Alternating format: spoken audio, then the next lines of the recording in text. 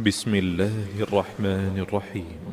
الحمد لله الذي أنزل على عبده الكتاب ولم يجعل له عوجا قيما لينذر بأسا شديدا من لدنه ويبشر المؤمنين الذين يعملون الصالحات أن لهم أجرا حسنا ماكثين فيه أبدا وينذر الذين قالوا اتخذ الله ولدا ما لهم به من علم ولا لآبائهم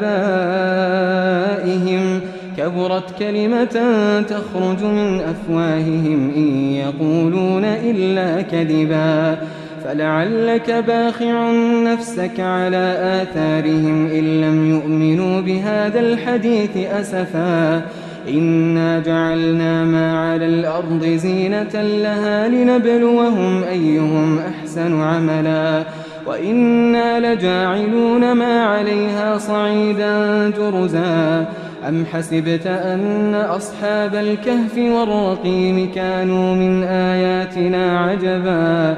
إذ أوى الفتية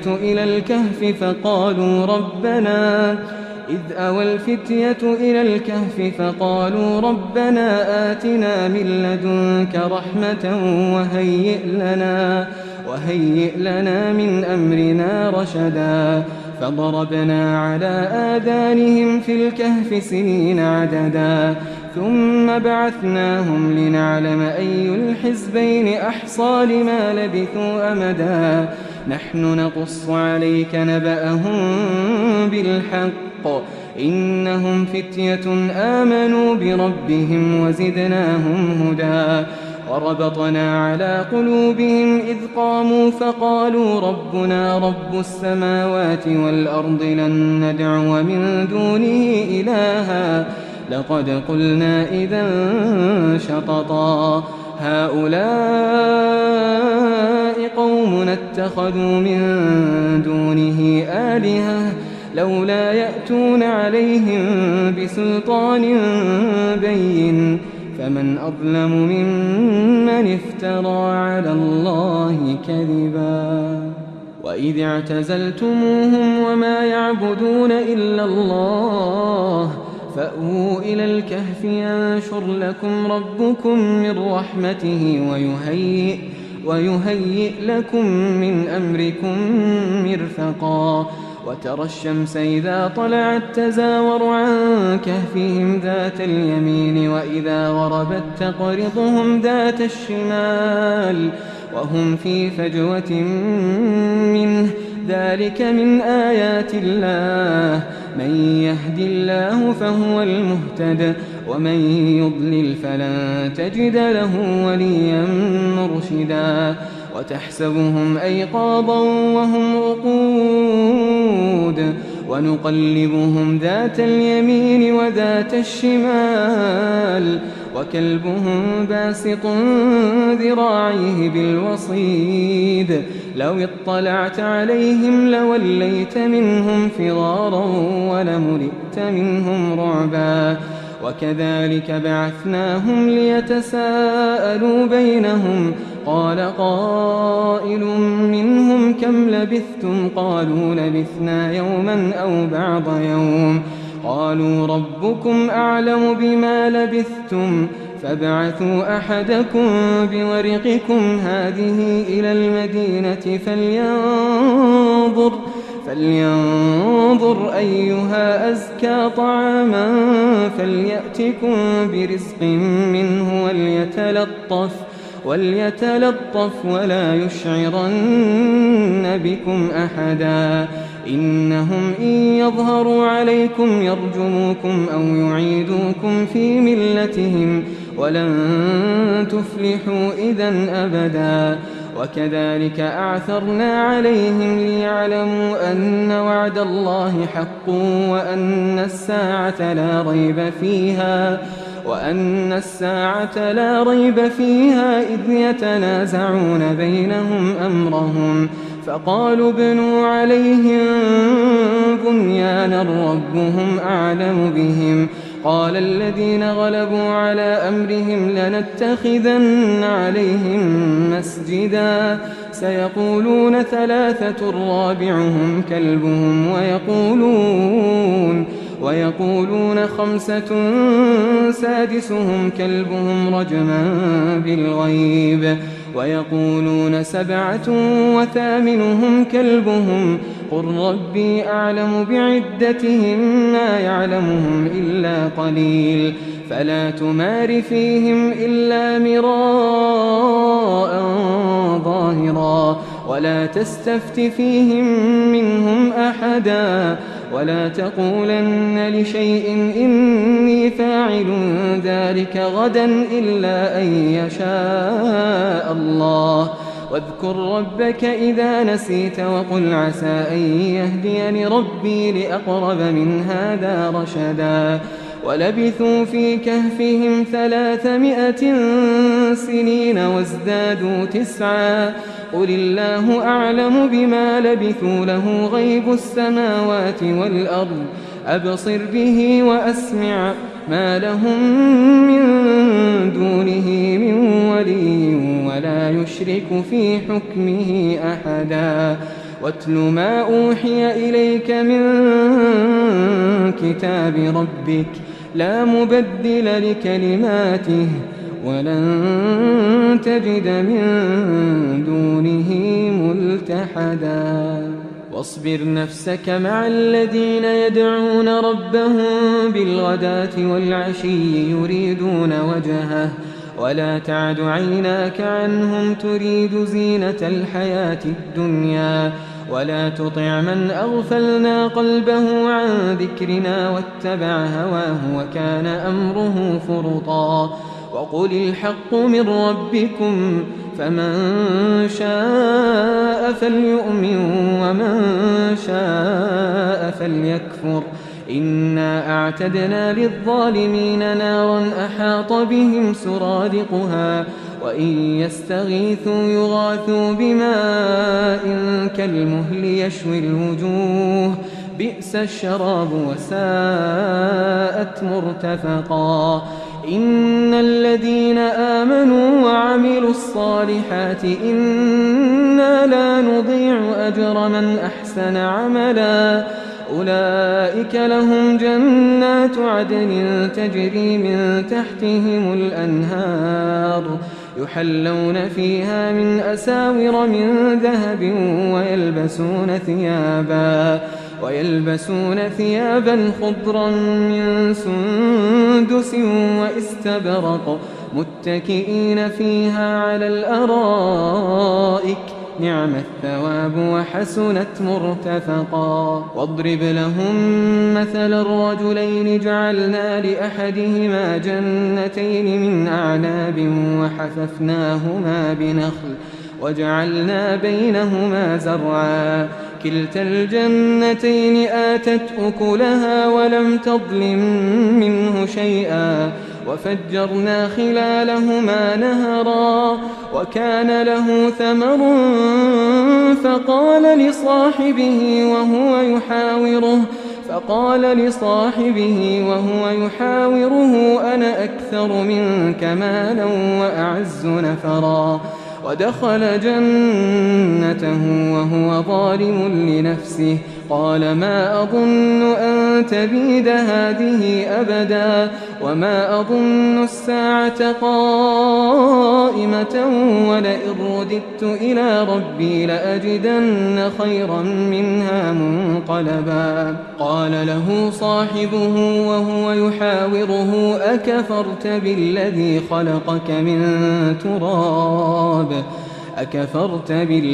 خلقك من تراب ثم من نطفة ثم سواك رجلا لكن هو الله ربي ولا أشرك بربي أحدا ولولا إذ دخلت جنتك قلت ما شاء الله لا قوة إلا بالله إن ترني أنا أقل منك مالا وولدا فعسى ربي أن يؤتيني خيرا من جنتك ويرسل عليها حسبانا من السماء فتصبح صعيدا زلقا أو يصبح ماؤها غورا فلن تستطيع له طلبا وأحيط بثمره فأصبح يقلب كفيه على ما أنفق فيها وهي خاوية على عروشها ويقول يا ليتني لم أشرك بربي أحدا ولم تكن له فئة ينصرونه من دون الله وما كان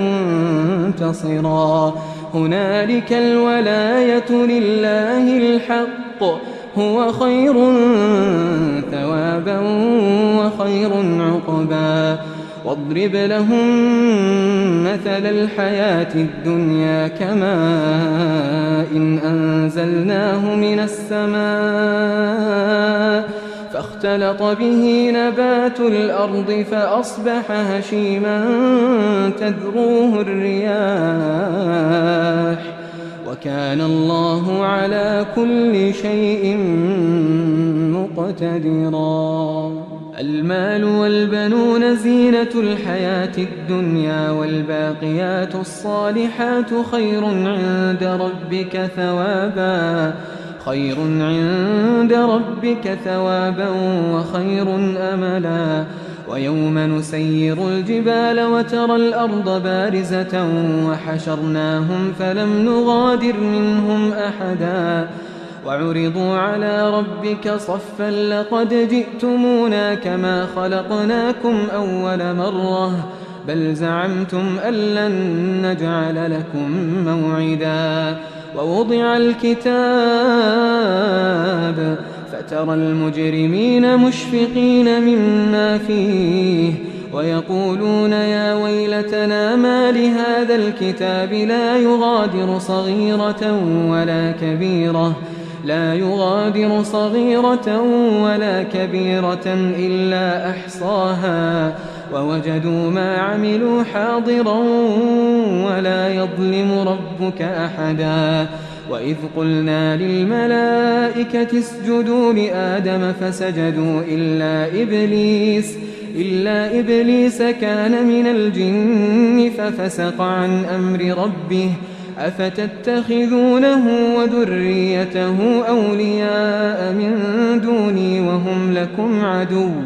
بئس للظالمين بدلا ما أشهدتهم خلق السماوات والأرض ولا خلق أنفسهم وما كنت متخذ المضلين عضدا ويوم يقول نادوا شركائي الذين زعمتم فدعوهم فلم يستجيبوا لهم وجعلنا بينهم موبقا ورأى المجرمون النار فظنوا أنهم مواقعوها ولم يجدوا عنها مصرفا ولقد صرفنا في هذا القرآن للناس من كل مثل وكان الإنسان أكثر شيء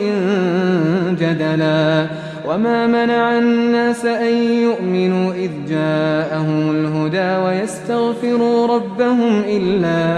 إلا أن تأتيهم سنة الأولين أو يأتيهم العذاب قبلا وما نرسل المرسلين إلا مبشرين ومنذرين ويجادل الذين كفروا بالباطل ليدحضوا به الحق واتخذوا آياتي وما أنذروا هزوا ومن أظلم ممن ذكر بآيات ربه فأعرض عنها ونسي ما قدمت يداه إنا جعلنا على قلوبهم أكنة أن يفقهوه وفي آذانهم وقرا وإن تدعهم إلى الهدى فلن يهتدوا إذا أبدا وربك الغفور ذو الرحمة لو يؤاخذهم بما كسبوا لعجل لهم العذاب بل لهم موعد لن يجدوا من دونه موئلا وتلك القرى أهلكناهم لما ظلموا وجعلنا لمهلكهم موعدا وإذ قال موسى لفتاه لا أبرح حتى أبلغ مجمع البحرين أو أمضي حقبا فلما بلغا مجمع بينهما نسيا حوتهما فاتخذ سبيله في البحر سربا فلما جاوزا قال لفتاه آتنا غداءنا لقد لقينا من سفرنا هذا نصبا قال أرأيت إذا أوينا إلى الصخرة فإني نسيت الحوت وما أنسانيه إلا الشيطان أن أذكره واتخذ سبيله في البحر عجبا قال ذلك ما كنا نبغي فارتدا على آثارهما قصصا فوجدا عبدا من عبادنا آتيناه رحمة من عندنا وعلمناه من لدنا علما قال له موسى هل أتبعك على أن تعلمني مما علمت رشدا قال إنك لن تستطيع معي صبرا وكيف تصبر على ما لم تحط به خبرا قال ستجدني إن شاء الله صابرا ولا أعصي لك أمرا قال فإن اتبعتني فلا تسألني عن شيء حتى أحدث لك منه ذكرا فانطلقا حتى إذا ركبا في السفينة خرقها قال أخرقتها لتغرق أهلها لقد جئت شيئا إمرا قال ألم أقل إنك لن تستطيع معي صبرا قال لا تؤاخذني بما نسيت ولا ترهقني من أمري عسرا فانطلقا حتى إذا لقيا غلاما فقتله قال أقتلت نفسا زكية بغير نفس لقد جئت شيئا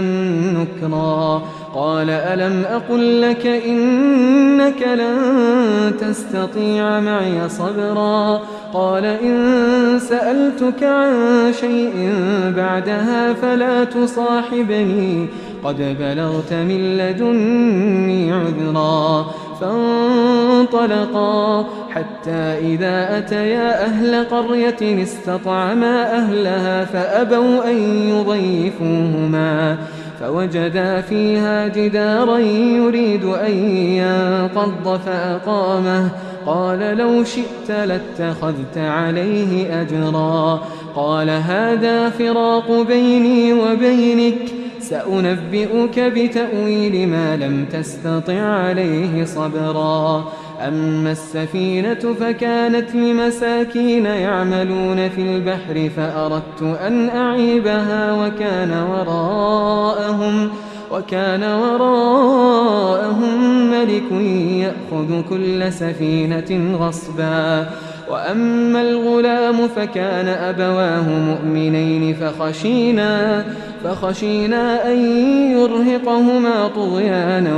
وكفرا فأردنا أن يبدلهما ربهما خيرا منه زكاة وأقرب رحما وأما الجدار فكان لغلامين يتيمين في المدينة وكان تحته كنز لهما وكان أبوهما صالحا فأراد ربك أن يبلغا أشدهما ويستخرجا كنزهما رحمة من ربك وما فعلته عن أمري ذلك تأويل ما لم تسطع عليه صبرا ويسألونك عن ذي القرنين قل سأتلو عليكم منه ذكرا إنا مكنا له في الأرض وآتيناه من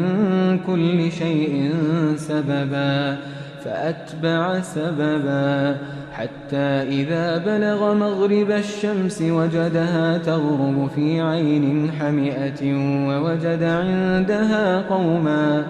قلنا يا ذا القرنين إما أن تعذب وإما أن تتخذ فيهم حسنا قال أما من ظلم فسوف نعذبه ثم يرد إلى ربه فيعذبه عذابا نكرا وأما من آمن وعمل صالحا فله جزاء الحسنى وسنقول له من أمرنا يسرا ثم أتبع سببا حتى إذا بلغ مطلع الشمس وجدها تطلع على قوم لم نجعل لهم من دونها سترا كذلك وقد أحطنا بما لديه خبرا ثم أتبع سببا حتى إذا بلغ بين السدين وجد من دونهما قوما لا يكادون يفقهون قولا قالوا يا ذا القرنين إن يأجوج ومأجوج مفسدون في الأرض فهل نجعل لك خرجا على أن تجعل بيننا وبينهم سدا قال ما مكنني فيه ربي خير فأعينوني بقوة أجعل بينكم وبينهم ردما آتوني زبر الحديد حتى إذا ساوى بين الصدفين قال انفخوا حتى إذا جعله نارا قال آتوني أفرغ عليه قطرا فما استطاعوا أن يظهروه وما استطاعوا له نقبا قال هذا رحمة من ربي فإذا جاء وعد ربي جعله دكاء وكان وعد ربي حقا وتركنا بعضهم يومئذ يموج في بعض ونفخ في الصور فجمعناهم جمعا وعرضنا جهنم يومئذ للكافرين عرضا الذين كانت أعينهم في غطاء عن ذكري وكانوا لا يستطيعون سمعا أفحسب الذين كفروا أن يتخذوا عبادي من دوني أولياء إنا أعتدنا جهنم للكافرين نزلا قل هل ننبئكم بالأخسرين أعمالا الذين ضل سعيهم في الحياة الدنيا وهم يحسبون أنهم يحسنون صنعا أولئك الذين كفروا بآيات ربهم ولقائه فحبطت أعمالهم فلا نقيم لهم يوم القيامة وزنا ذلك جزاؤهم جهنم بما كفروا واتخذوا آياتي ورسلي هزوا إن الذين آمنوا وعملوا الصالحات كانت لهم جنات الفردوس نزلا خالدين فيها لا يبغون عنها حولا قل لو كان البحر مدادا لكلمات ربي لنفد البحر قبل أن تنفد كلمات ربي ولو جئنا بمثله مددا قل إنما أنا بشر مثلكم يوحى إلي أنما إلهكم إله واحد فمن كان يرجو لقاء ربه فليعمل عملا صالحا ولا يشرك بعبادة ربه أحدا.